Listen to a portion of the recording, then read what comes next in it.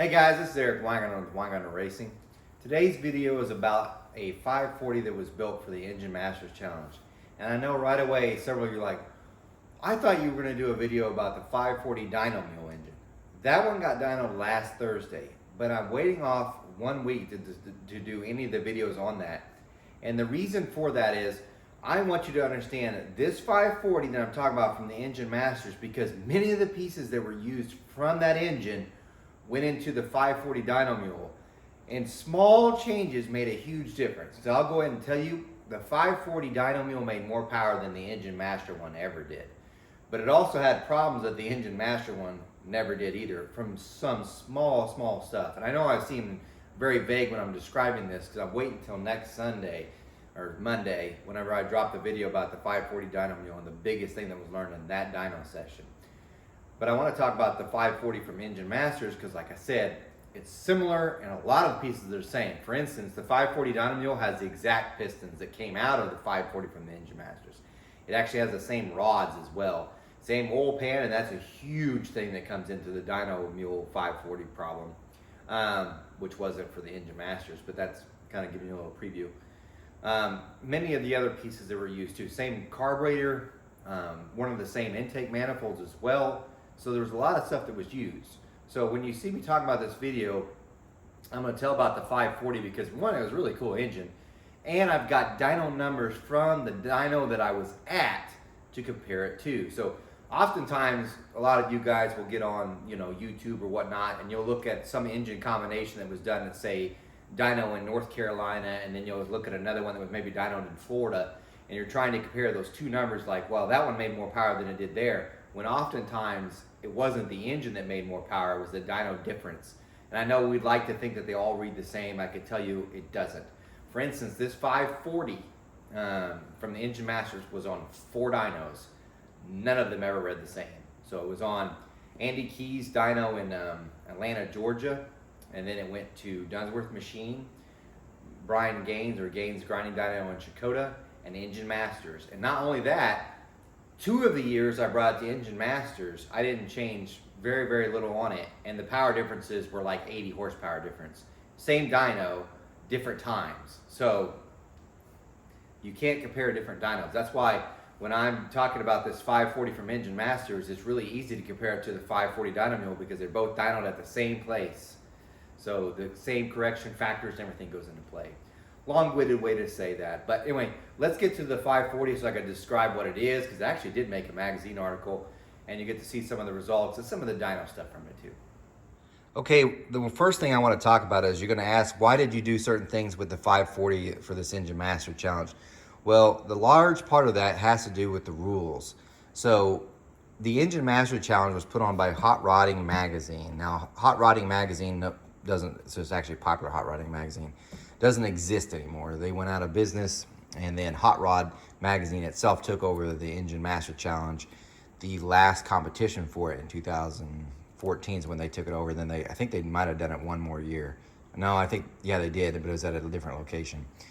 But anyway, then they obviously made it into a show, which they use on Motor Trend Television. But at the time, Popular Hot Rodding Magazine was the one putting it on. And you're like, why are you even telling us this? Because it sounds like it's a competition and you want the best of the best, which in a way you do, but since it was put on by a magazine, what they're doing is they're using these engines. For instance, obviously you look at this as the Hemi, a Gen 3 Hemi. They were using these engines to sell their magazines, so they could do a write-up on the engine and try to get people involved. So if they had something that was really exotic that might only appeal to a few hundred fans, it's not going to help them sell any magazines. So due to that, a lot of the rules that are in here were targeted to get the most amount of views, or so the most amount of people to buy the actual magazine. So when I talk about some of the stuff that was done with the 540, it wasn't necessarily my choice. It was done because this is the rule book, by the way, because it had to follow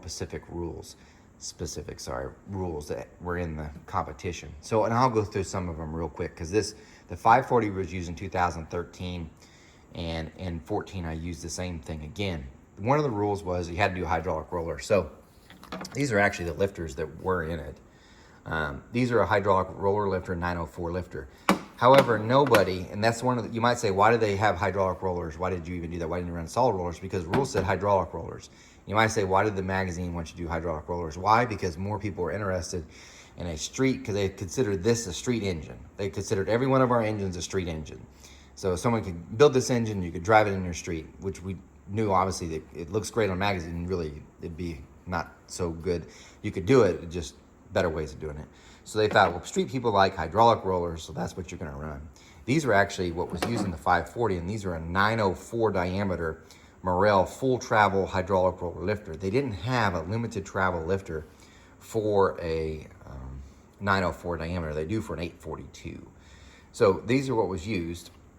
They're pretty heavy. So even though this was used, a hydraulic roller, it was a solid roller cam, and I'll show you the camshaft in a minute, and I used solid roller springs. So the only thing that really was changed was this. You might say, well, how did you ever do your lash? I'm going to give you a tip on this. You ran it off the bottom. So in other words, you bottom this plunger all the way out, and then you put 6/1000 lash in it from the bottom, and that's how you'd run it. Pain in the rear to set the lash on these, doing it that way. If I had a limited travel, you just do it like you normally would, 16 thou, and that's what you put in. But these, because I had full travel, I had to run them all the way down to the bottom, then you do 6/1000 up, and that's where your lash was. Pain in the rear, but I had to meet the rules, so that's part of the thing. Now I'm gonna go ahead and tell you this, because I hate to say this, but I cheated in 2014. And I don't even care if I say it really, but let me explain. I wipe off my hands. In 2013, I got the write-up, which is right here for the engine, so what you're gonna get to see in a minute. So when they tore it down, you can even see in the picture, let me see, right there, that's these lifters. However, in 2014, I brought the 540 back. And the reason why I changed something was because I thought after 2013, I was just gonna pop this in my Camaro and go do some racing. There's no way I'm racing on these hydraulic rollers. Not that they couldn't have handled it, because I hated checking lash. So I actually bought a set of solid rollers and put in it. So in 2014, when I brought the 540 back, I knew it wasn't gonna win anyway. It wasn't even gonna come close to making a dime. I just put solid rollers in it because the plan was to go into the Camaro. Well, the Camaro got trapped in body paint hell, so it never got to go in it. So then I was like, screw it, I'll just bring it, just for fun. But it was illegal. So if I had won anything, I would have actually forfeited. And honestly, I came close, I guess, to winning the horsepower award. I came closer when I was completely legal. But in 14, they also had hydraulic roller lifter rule, and I was cheating. I ran a solid roller in the 540. The 477 had these as well. But by the way, how much more power did it make? Absolutely nothing. It didn't do anything, because I dyno tested it to see it was worth nothing. Going from bottoming out the hydraulic roller to running an actual solid roller made no difference in power, and I mean zero. But it did make it way easier to just lash, much, much easier. So anyway, little side story for you. So a lot of the rules, like I say, were in here is gonna sound really bizarre, and you're gonna ask why I did it, but it became because of this. So, let me just not quite get to this yet, so let me just pause for a second so I can set things up. Okay, so this was the first magazine that you might have seen that it would have it in it. So it would come out like this, and it said muscle car engine shootout, 27 engines tested. And if you look, that's the 540 right there. This is 2013's. I think, when did this come out? February of 2014, because the competition was 13, magazine came out in 14. Now, this is what got me. And you might say, why did you build a 540? Because I'm going to do that first. Uncompetitive as all get out, because the way that this engine competition happened, the way you actually won, had nothing to do with peak power. It had most average horsepower and torque from, I believe this year was 3,000 to 7,000. The other thing about that was, it wasn't just average horsepower and torque from 3,000 to 7,000. They divide it by your cubic inch. So the bigger cubic inch engines never win, because you have to make so much more power. The parasitic losses from friction are so much higher with bigger engines. You've got no chance. It turns out the best one to ever use for this, because the horsepower per cubic inch, was about a 400 cubic inch. Every year that they did it, it seemed like that was the one that won it. 350, and you could try 350, 383. Those came close, but really the 400 was the magic. So, but anyway, the thing that made it confusing was, I don't know how many people would call and say, man, you almost won with the 540, because if you look, it says 852 horsepower, right? It was confusing to readers, because people would pick up this magazine, And we're like, okay. And then, these are, by the way, in order of the best to worst. So if you look at this first one, AccuFab 1, this is a Ford mod engine. If you look, it made 736 horsepower and 664 foot-pounds of torque. But then we'll get to mine. Mine made 852. So you're like, oh man, you're better. These are just random. That's first place was a mod motor. Next one was a Kazi mod motor, which those headers got all the attention for that year. Yeah, those were awesome for averages. By the way, before someone says, Kazi mod motors, 4-valve, that's what King, the 4-valve really did help them. But also, if you look at their stroke, 4.560, and look at Kazi's 4.700. Yeah, you're gonna make a lot of torque down low. Anyway, so this is going on. I'm just gonna flip through this real quick. Skipped a few pages, there we go. So here's another, this is the BES, this is the Hemi, I believe, yep. Nope, those are their Coyote as well, sorry. Then it had the, finally when you have an LS, it was in 5th place. Then another LS. Then this is the Gen 3 Hemi finally shows up. Then Kazi's actually bigger motor, it's 409, but it's a big block. It's a 409 cubic engine. Another Hemi. A Pontiac, oddly enough. A Hemi, which, by the way, I'll talk about that one in a second. Let's see what this was. Oh, I believe that's a Cleveland. Yep, Cleveland. Small block Chevy finally shows up. Another small block Chevy. Big block Chevy. And it's still not me because I'm weighing the list because the engine's too big. A Chrysler. Pontiac. Looks like a Hemi. Sorry, LS. Hemi. AMC. Small block Chevy. Still not me, so you can tell I'm way down this list. The engine's too big, it's not competitive. That's why I was like, I ain't gonna win nothing. Of course, my hands are stuck and won't turn the page. I might have to pause this video. Oh, yep, gonna pause. And then we have a Chrysler, a big block Chrysler. I love those guys, Canadians are awesome. A Buick, Ford FE, a small block Chevy, and then there's me. As you can tell, I'm damn near the bottom. So, because we're getting, how many people were worse than me? Not very many. Big block Ford came after me, and then 3 in these were, 2 of them are DNFs. So I was damn near last. So, but when you look at it though, if you look at it, 852, 870, like, oh, that guy just barely beat you. He did, by the way, win the horsepower and torque monster, which that sucked because I was so close on several of those. Like 4 horsepower off. This looks, they recorded they didn't put the best pull in. The best pull was 866. I was 4 horsepower off that, which you'll see in a second. That's what gets me. They put in the wrong numbers for this to make me look like a piece of crap when it looks like he beat me by a bunch. But when you see the other pull was 866, he beat me on the peak power by 4. But still, if you're an average reader, you saw 870, 852. It looks like that guy won. Because then you look at the others, 630, 711, 649, 755. So when you're an average reader, did not understand any of that average horsepower and torque reading per cubic inch, didn't it? All they saw was that. And that's why I did the 540.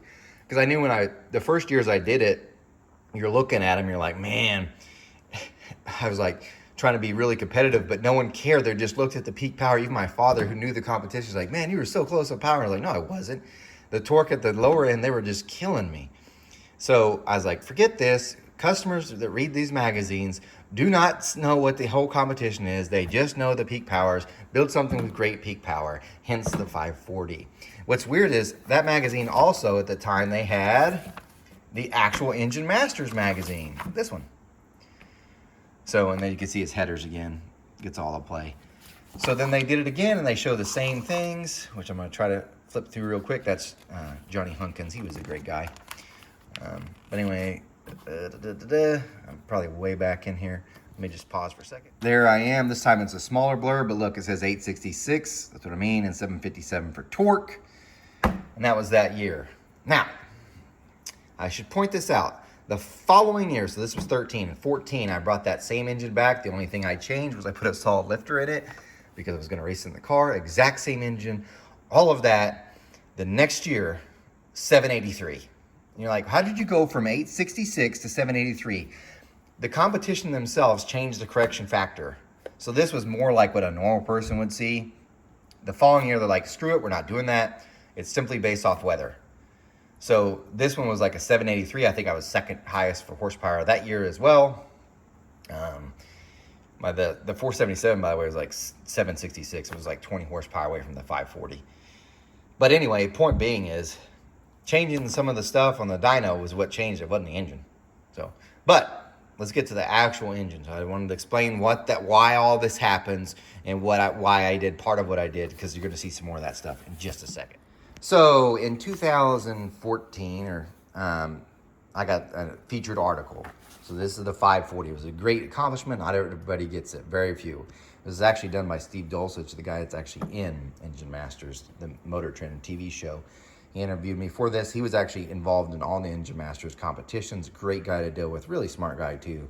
I mean, really smart. I don't think he gets enough credit for that. Great writer, too. So he did a fantastic job. But anyway, so you get a kind of overview of what the engine is. And you can see, but they did some of the highlights of the pictures, and I'll go through it with you. But this is pretty much it, except for I don't have that Braswell carburetor anymore. And you can see like the bottom end and stuff. And I don't know, if you're looking at this because you got on YouTube and you're looking at the little thumbnail and you don't want to pay for an ad, or don't want to sit through an ad. I shouldn't say pay for it. You don't want to sit through an ad. So you just let it play in your little thumbnail and you're like, I can't read that. Maybe put it on the whole screen. Yes, it'll cost you 5 seconds. Here are the other things. This is huge. This is the reason why I'm bringing this up, especially this engine. This is a Titan oil pump. This Titan oil pump is still on, I'm still using it to this day. This 540 that you're seeing became a 565 that's in the Camaro now. I reused the crank and reused that oil pump. That Titan oil pump is still on there. The 540 that got the Dyno mule does not have that on. That is one huge change. This Titan is a gear rotor oil pump compared to the spur gear that I'm using in it now. I'm saying this because when I show the 540 Dyno mule, that's one big difference. This is the oil pan that's used on the 540 now and was used on the 540 then. This is a hamburger oil pan. It has a windage tray that you can see, and it's got a crank scraper, and that it had to be modified because this Titan's square for this to fit in here. Now you might say, why did you even run that pan? That's a crappy pan. This might make no sense to you guys, but what happened was the rules of the competition said your pan cannot exceed the rails of the block. So from here to here, your pan could not stick out. Now obviously the drain plug could, but the pan itself could not extend past the rails of the block. If you do, and they'll check it before you ever got on the dyno, you're illegal. And if you're like, that sounds ridiculous, there's no way that they ever check it. This is a true story. One of the years that this happened, Dave Storleen, he brought a small block Chevy and he modified his. He actually made the pan come exactly out to the end of the block. Somebody, and I don't know who, because you can have a whole bunch of competitors, but there's going to be some guy that's going to complain. And sure enough, someone complained and said his pan is illegal. So what happened was he was strapped on the dyno. This is a true story. Strapped on the dyno, and the pan itself, I mean, it was just coming straight off this. The tech guy, which I totally respect him. Wesley is a great guy. Came over because someone had said something, and he measured. And the pan itself was sticking out past the block 1/16 of an inch, 0.125. It didn't make a fart's hair of a difference in power, but it was a 1/16 of an inch off. Wesley is a by-the-book guy. He went to Dave and said, Dave, because it's not, if you're ever with Wesley, to understand, Wesley will go, he'll read the rules to you. The pan cannot extend past the block. This pan is 1/16 past the block. Do you agree with the rule? Do you agree your pan's past 1/16? Do you know what that means? And Dave was frustrated, but he wasn't going to argue the fact because it was true. It was a 16th pass, but he's like, it didn't make any difference. He probably could have loosened the pan and maybe shifted over the other side and maybe gotten it, but he was frustrated with the whole thing that someone would protest over a 16th of an inch. Boom, disqualified. So if you're wondering why I ran this pan instead of like the nicer Moroso, you couldn't. And you might say, why did this ever even came to be? Because early in the competitions, like in the early years, I think it might have been Mark McCowan or somebody. Somebody had brought this pan that was like a 55-gallon drum. So it was like a big old huge, I mean, way wide. And helped with windage tremendously. But the problem was it looks really crappy when they photograph it like that. Because they got to look good for the magazine, because it's a magazine. So from that point on, they started doing that. So when you're good, you get your the rules changed. But anyway, these pistons here are Molly, sorry. And these were initially a 39cc dome, but I had them milled down to get the compression ratio, and that was actually 11.47. That year they let us use lateral gas ports, and I don't know if it's in the picture. Might be right there and there. But it has lateral gas ports, and the rings, those rings are a total seal ring. They had a Napier second and a gapless top ring, which is actually almost identical to what it's running in the Dyno Mule now, because this exact piston is in the 540 Dyno Mule now. Except for if you look right here where this dome is for the exhaust, that dome had to be, because of no piston valve, had to come all the way down to this. So this whole notch on this side's gone. So its dome's actually even smaller now. That rod is the same rod that's in there now as a Scat H-beam, ARP 2000 cap screws. You can see the coated bearings. That got used again. This is kind of how it looks when it's on the block. That block is actually different because that's what's used for the 565. Now the cam is this one. Of course, this was the cam card that was used. I just sold this cam. So if you were the one that bought the cam, here's the cam card. 268, 273, 472 lift, low lift, but I had it at 1.8 rocker, so it was actually higher than this. I think it was like 850 or something. 432 on exhaust, 107 lobe separation. Now what's interesting is because if you look through here, this was from this one, the hot rodding. They made us write down all the stuff we had used in the engine that was here. What I learned early on in the years of doing the engine masters was people lied through their teeth on this. So then I started lying. So for instance, if you go through these, let me look here.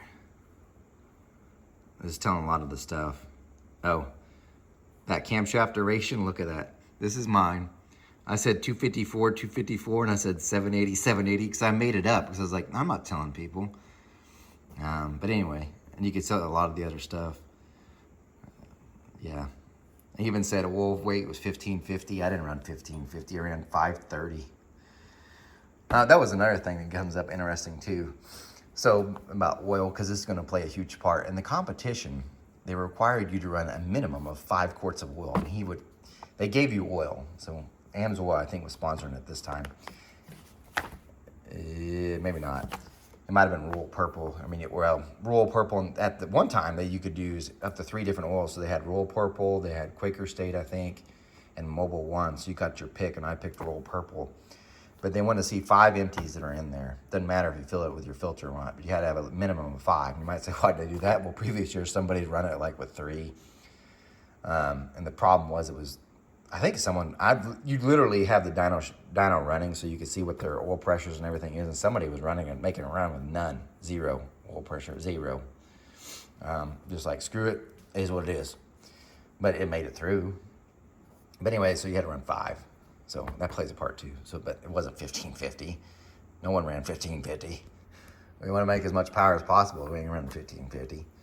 But anyway, so there's the cam. This is like them tearing on the engine. Now this is different. I don't even have these heads anymore. These are RHS heads at 320s, but I'd ported them out to 357 cc's, but it's really hard to see, but there's epoxy in the bottom. So I'd filled in the runners.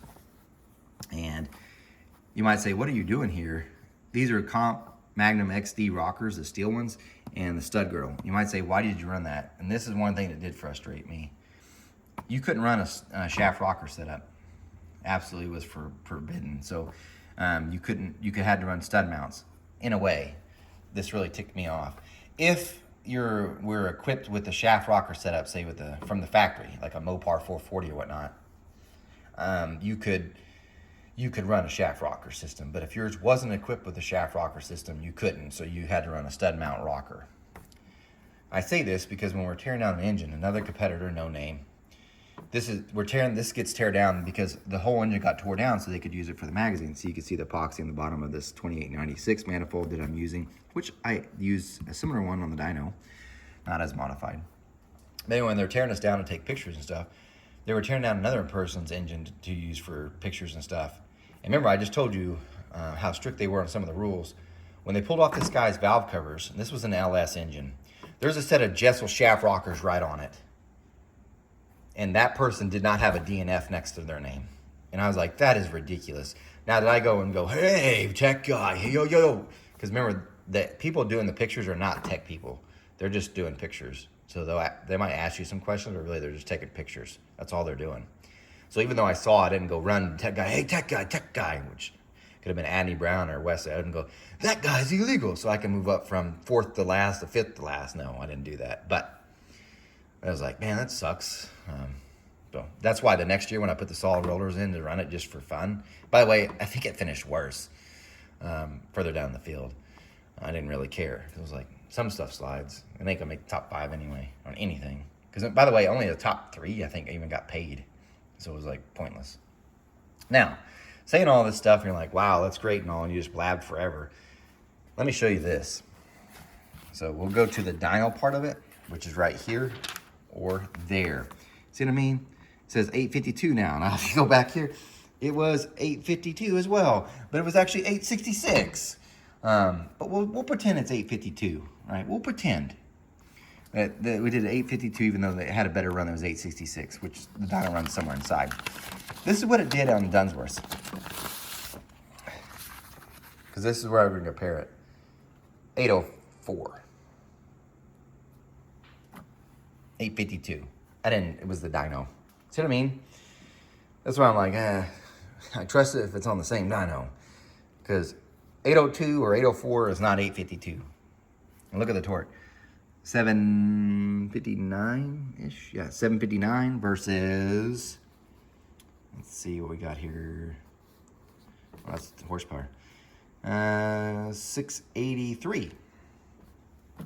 Not 759.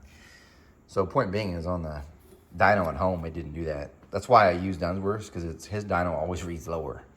Except for which is weird, because the following year, I told you that they took out a lot of the corrections. The same engine that made 804 there made 783 in the competition that year. The same engine. So one year, 852. Next year, I lost 80 just because they changed the corrections.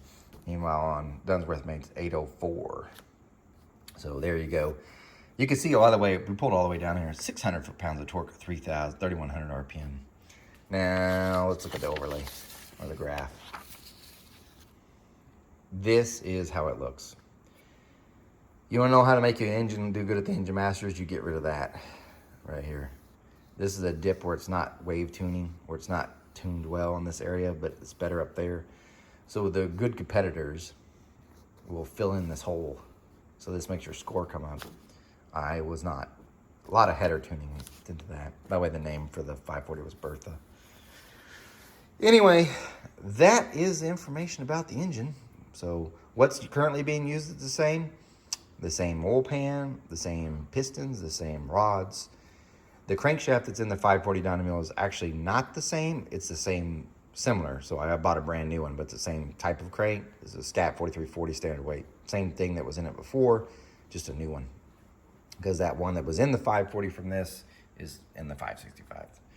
I use a 2896 intake. Now it's not as modified as the one that was on here, but you get the idea. Anyway, I know this is a longer video, but I wanted to show you all this stuff. Hopefully you got at least some entertainment out of it. I do want to leave you with this last thing. So I'm going to show you a dyno clip, because when we tested in 14, I put the solid rollers in that were illegal. I tested with, and that's the other thing. When you look at this, which I don't even know if it's got a good picture here, that Braswell carburetor, I sold it after this year because I was like, I'm not using this thing on the engine when it goes in there. I'm going to put a Dominator on it. But I actually had the 1000 CFM Demon that I'm still using and dynoed with today, or Thursday. That's what was doing that power, by the way. So anyway, when I dynoed that with the 1000 CFM Demon, that's the same one that's on the 540 dyno mule now. But when I switched to the solid rollers, I switched carburetors and put a 1350 Dominator on there, because that was what's going to be ran in the Camaro, and was. It made considerably more power, but it was at a different dyno, so it looks high. So I'm going to show you that video. That's how I'm going to end this thing. So thanks for watching. This is way long, and I'm behind on work, so I need to get to it. Thanks for watching. Remember, I do not port cast iron heads. Next week's the new one, so probably like Monday, Tuesday maybe. 540 dyno mule from the latest dyno session. You're going to hear about it, better videos. Anyway, so there you now you know more stuff. You guys take care. I'm Mr. Man.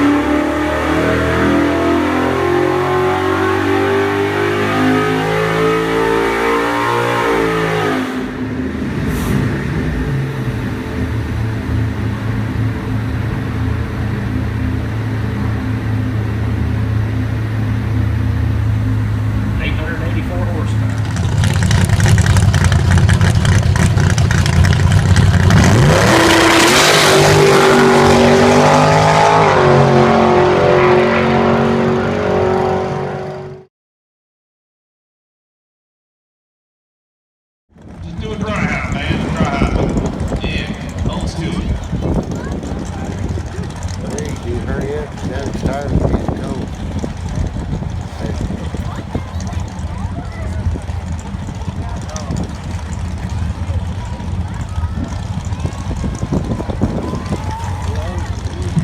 So Eric goes all on the way to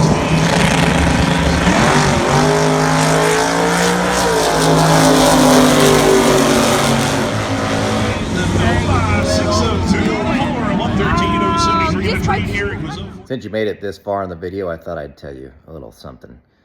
I'm going to put a link in the description, and it has the actual hot rod. Put a YouTube clip out of the 540 when it ran at 2014 Engine Masters. I didn't mention, by the way, I forgot that I'd used a Quick Fuel 1050, 4150 carburetor on the 2014 Engine Masters. So in 13 it was a Braswell, 14 it was the Quick Fuel 1050. However, when you see the Dunsworth dyno sheet that I showed you earlier in the video that made 804, that was with a 1000 CFM D-Mix. At the time, the Braswell wasn't in, which I know is like a bad choice, not dynoing with it. But anyway, yeah, so there you go. There's a little bit extra for you because I appreciate you all. Anyway, thanks again for watching. Buy some merch. This stuff's expensive.